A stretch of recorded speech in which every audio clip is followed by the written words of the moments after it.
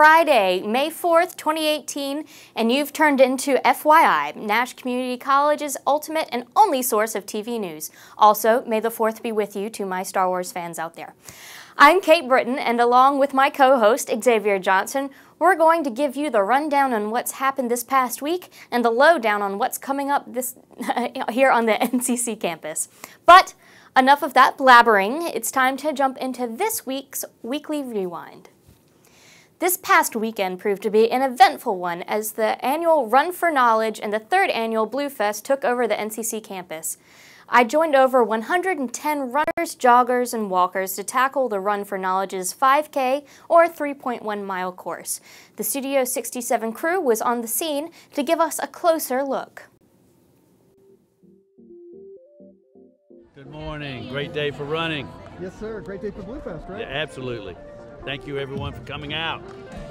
Hey, Miss Blue, how are you? I am doing great. How are you today? Great. Now, do you have any goals for today? Not to finish last. I don't want to say a time it's going to hoax me. So I do have a personal goal, though, today. Yeah. All right. Good luck with the race today, and we hope to talk to you later, all right? Thank you so much. My name's Kate Taylor. It's not my first time running, but it's my first time running this race. So what do you look most forward to, like, today at Blue Fest?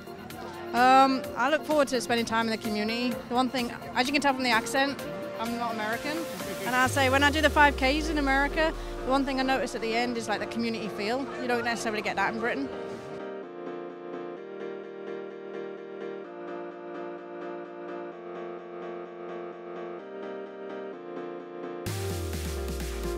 Is this your first time running a 5K?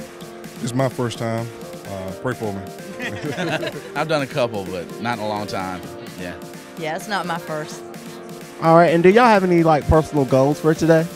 Like I've been telling everybody, as long as I beat this guy here, hey, that's my goal accomplished. Feeling's mutual. If I finish in front of him, I'm good. Yeah. I just want to finish. All right, I'm just going to go ahead because the race is starting, and I'm going to let you guys go. Have a great day.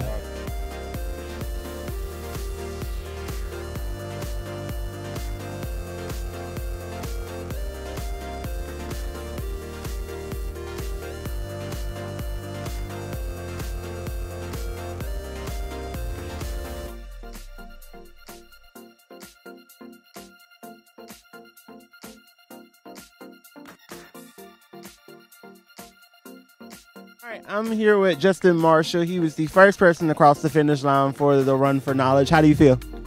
Tired. Sure. All right, what did you like most about the run? I like the woods. They were fun till you saw the hills and all them. This course was really good. I loved it. Give me your names and how you're feeling right after your race. Ann Goyle, and I am tired. It was a lot of roots and heels. Cindy Whitehurst. That was fantastic. It's a great run. Thank y'all for hosting this. And would you guys do it again? Sure, thank you very much. This is like our fourth year. Yeah.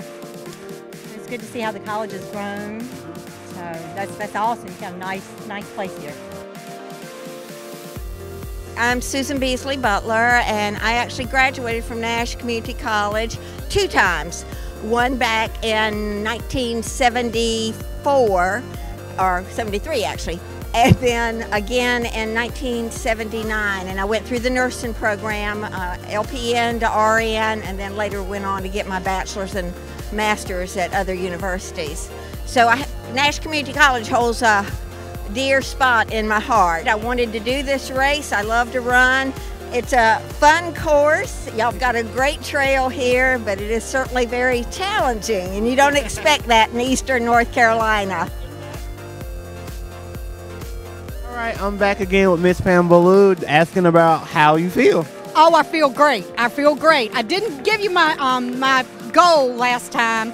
My goal was to finish in under 38 minutes, and I finished in about 36 minutes flat, so I'm really excited. All right, and I know you work here, but what is on the run? What is your favorite part?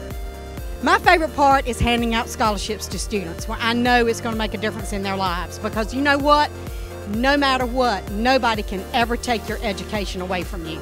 So. All right, and I know I received a scholarship from Nash Community College, and it really did help. So thank you so much for running and been organizing like the Scholarship Foundation and everything. Thank you so much.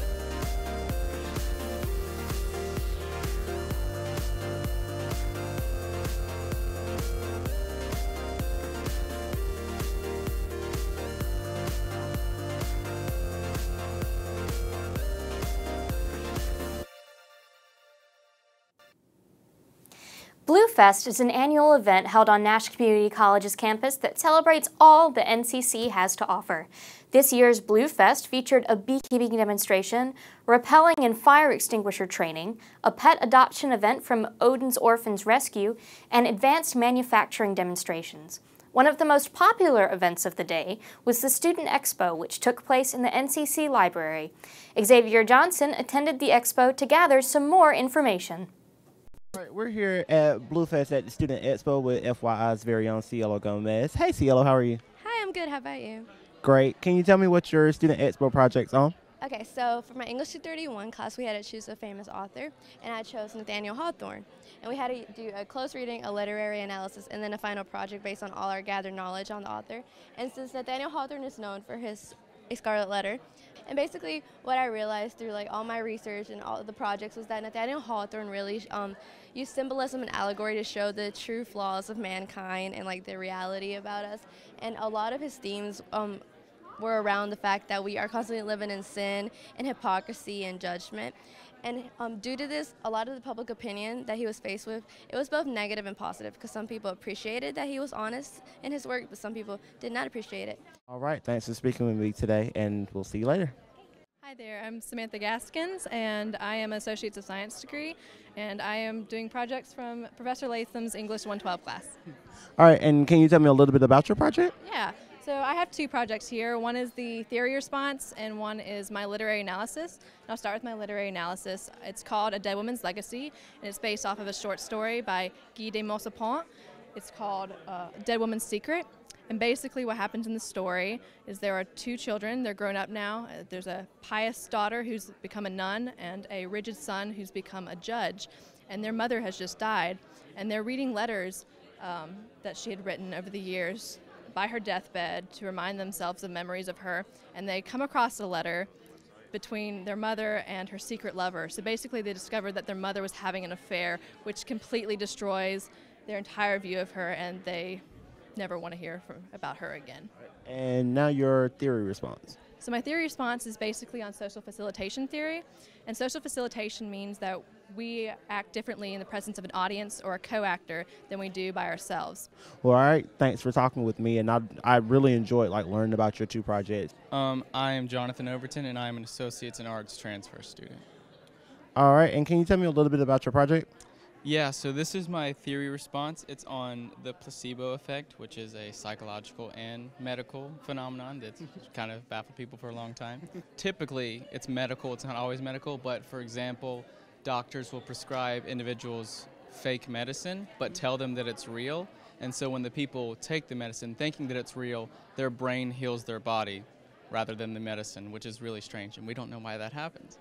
I think one that's common for most of us, and one that I wrote about, is, you know, when you're a child and you scrape your leg or you get a cut or whatever and you put a Band-Aid on it and you think, oh, I'm all better now.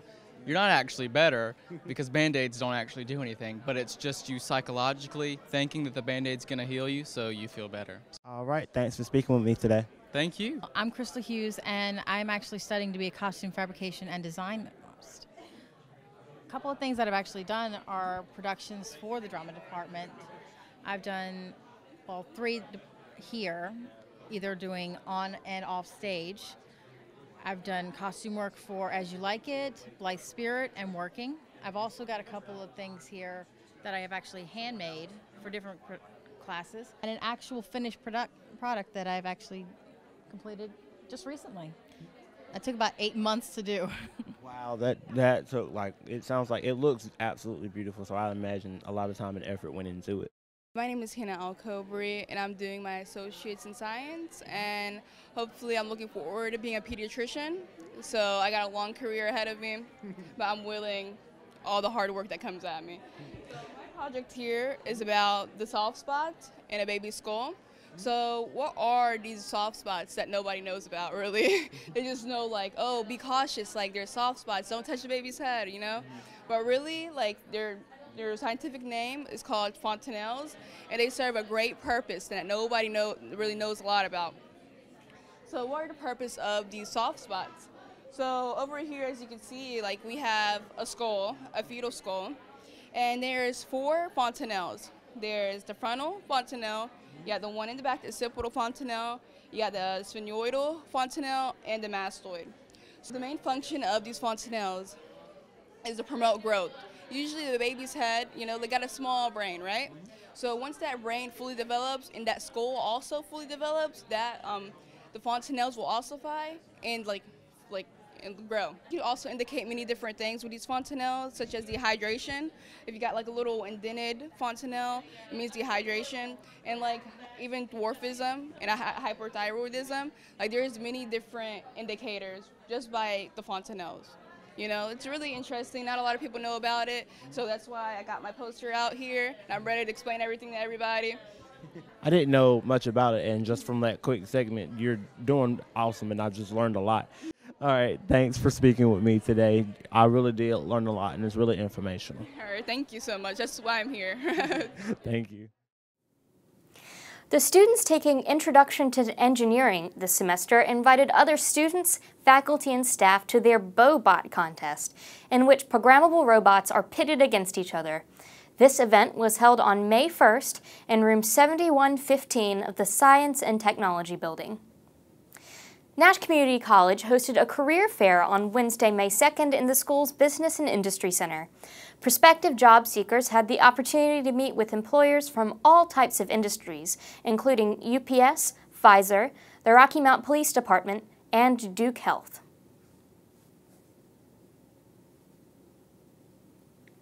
That wraps up the Weekly Rewind. After the break, Xavier Johnson will give you a heads up on what to look out for this coming week. Watch this space because we will be right back. I was 0.5 credits away from completing high school and I didn't do it. My support team never stopped pushing for me to be better because they knew who I could become as a person.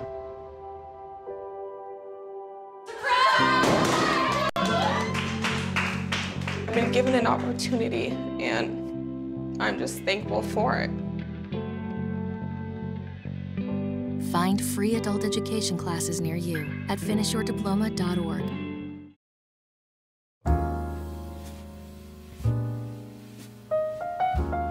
They say the music soothes the savage beast. Well, I don't know about all that. But what I do know is it can bring about the perfect ending to an imperfect day. And that's where I come in.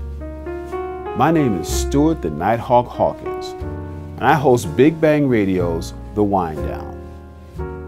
Smooth jazz designed to help you relax from your busy day. That's The Wind Down. Mondays and Thursdays from 8 to 10 on Big Bang Radio.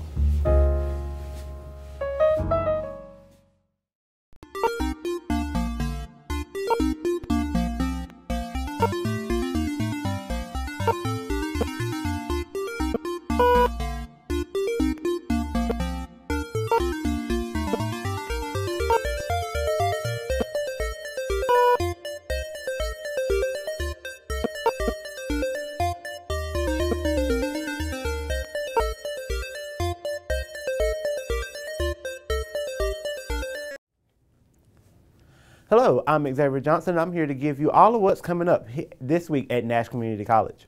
Now let's get into some stories. It's that time of the year again for students in the nursing program here at Nash to get what they all been working so hard to achieve. NCC's Nurses Pinning and Graduation will be held Thursday, May 10th at 7:30 p.m. This year's speaker is Dr. Crystal Hayden. Dr. Hayden is the Chief Nursing Officer at Nash UNC Healthcare. This is the highest ranking nurse management position in the healthcare system. She has worked 26 years in various positions in the medical field. Dr. Hayden has earned a master's degree of science in nursing, a master's certificate in leadership, and a doctorate in nursing practice. She also was named one of the greatest nurses in NC in 2008. Needless to say, she's the perfect speaker for this great occasion. For more information about all the upcoming graduations, please call 252-451-8267 or visit www.nashcc.edu/graduation. Do you want to get rid of some of those old college textbooks from this past semester? Well, the bookstore is buying some of those books back in this annual semester book buyback. So bring some of those textbooks back for some extra cash. It will take place on Monday, May 7th and Tuesday, May 8th. Also on May 8th, the bookstore will begin to sell summer classes textbooks. To get your books, you will need your student ID or state-issued ID and a copy of your class list with a highlighted course that you need the book for. And that's it for this week's episode of FYI. I'm Xavier Johnson along with Kate Britton and the rest of the Studio 67 crew. You guys have a great weekend and see you next Friday. And may the 4th be with you.